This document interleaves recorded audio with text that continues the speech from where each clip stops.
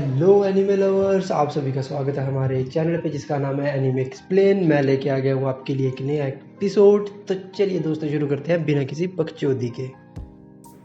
तो हमारा episode number 14 कुछ इस तरह से शुरू होता है कि जो अपना जोगो होता है वो एक हॉट स्प्रिंग मतलब एक गर्म पानी के फव्वारे के पास बैठा होता है और वहीं पे अपना माहितो और अपना गेटो वहाँ पे जाते हैं। माहितो अपना जोगो को बोलता है कि तुम्हारी बॉडी फिर से मतलब रिकवर करने लग गई है।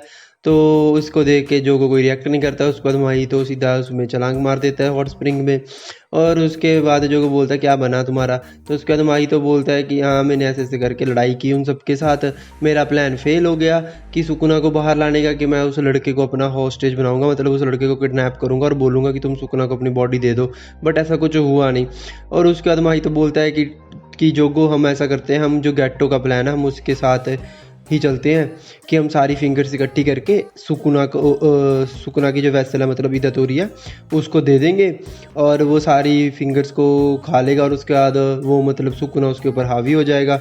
और उसके बाद गेट्टो बोलता है कि हाँ मैंने तो पहले ही बोला था। और उसके बाद जोगो बोलता है कि तो फिर हमें कुछ करने की ज़रूरत ही नहीं है, वो खुद भी उसको फिंगर्स खिला ही तो रहे हैं। तो गेट्टो बोलता है कि नहीं मेरे को ऐसा नहीं लगता है कि वो सारी की सारी उसको फिंगर्स खिलाएंगे। जो हायर अप्स हैं मतलब इसमें जुजुत्सु काइज़न में, कि वो उसको सारी फिंगर्स नहीं खाने देंगे। वो देखेंगे कि कब जाके ये मतलब उसको अनकंट्रोल हो रहा है। और ये भी हो सकता है कि वो उसको पहले ही उससे मार दें जहाँ उनको लगे कि उससे मतलब इदातोरी से जो जुजुत्सु काइज़न है का स्कूल है और उसके जो हायर अप्स हैं कि उनको उससे खतरा हो रहा है। तो गेट्टो बोलता है कि हम सारी फिंगर्स इकट्ठी करेंगे और उसको दे देंगे ताकि वो एक साथ इसको खा सके और हमारा भी टाइम इसमें बचेगा। और उसके बाद अपना आता है अपना ओपनिंग सॉन्ग ख़त्म होते ही अपना फेवरेट गोजो और ननामी दिखाए जाते हैं। गोजो ननामी के साथ कुछ ऐसे ही बातें कर रहा होता है कि तुमने क्या इदातोरी को बता दिया है कि जो सुकुना फिंगर वहाँ पे पड़ी थी वो किसने रखी थी। तो ननामी बोलता है नहीं मैंने उसको नहीं बताया, क्योंकि वो अगर ऐसा सुन लेगा तो उसको लगेगा कि ये सब कुछ उसकी वजह से ही हो रहा है।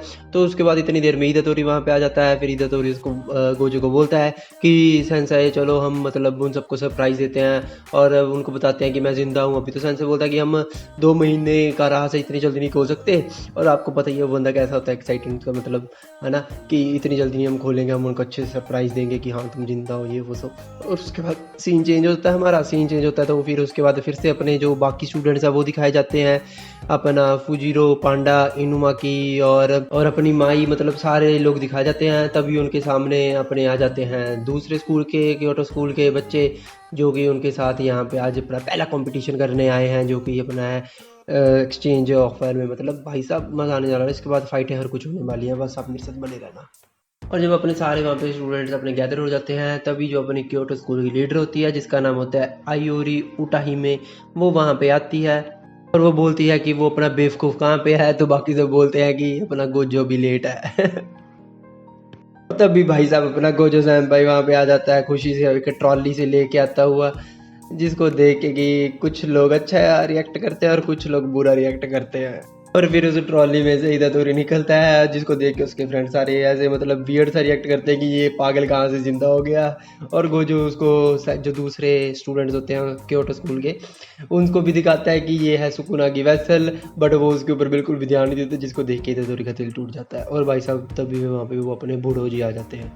अपने गाकू गांजी जी बोलते हैं ये यहाँ पे क्या हो रहा है। काकू गांजी को अपना गोजो बोलता है कि मेरे को तो लगा तुम लोग कहीं शौक से ना मर जाओ बुड्ढा जी, कि अपना इदातोरी जो कि सुकुना की वैसल है वो जिंदा है। भाई साहब बात बताया जाता है कि अपना टोक्यो और Kyoto sister school exchange event की 2 दिन के लिए होगा। दिन में ग्रुप बैटल होगी जो कि होगी कर्ज स्पिरिट एक्सोर्सिज्म रेस, मतलब जो कर्ज स्पिरिट होगी उनको मारना होगा।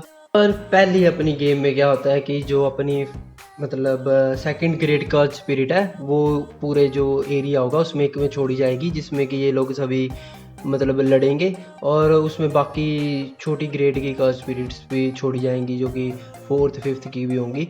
और मतलब जो टीम सेकंड ग्रेड कर्ज स्पिरिट को सबसे पहले मार देगी वो जीत जाएगी। और अगर सूर्य अस्त होने से पहले किसी ने भी उस ग्रेड को ना मारा तो जिस टीम ने सबसे ज़्यादा कर्सेस को मारा होगा वो टीम विजेता करार। तो बोलते हैं उसके बाद इसके सिवाय और कोई रूल नहीं है, तुम कभी भी किसी के साथ भी लड़ सकते हो, बट तुमने किसी को भी इतना ज़्यादा इंजर्ड नहीं करना है कि वो रिकवर ही ना हो सके। और बस यहीं पे अपने जो टोक्यो स्कूल के प्रिंसिपल होते हैं तो वो बोल देते हैं मागामिशी सा कि जाओ सब लड़ दें, अब तुम्हारी यहीं पे डिसमिस होती है क्लास। और उसके बाद जो अपने टोके स्कूल के बच्चे होते हैं वो आपस में अपनी डिस्कशन कर रहे होते हैं कि हमने कैसे लड़ना है, क्या क्या करना है।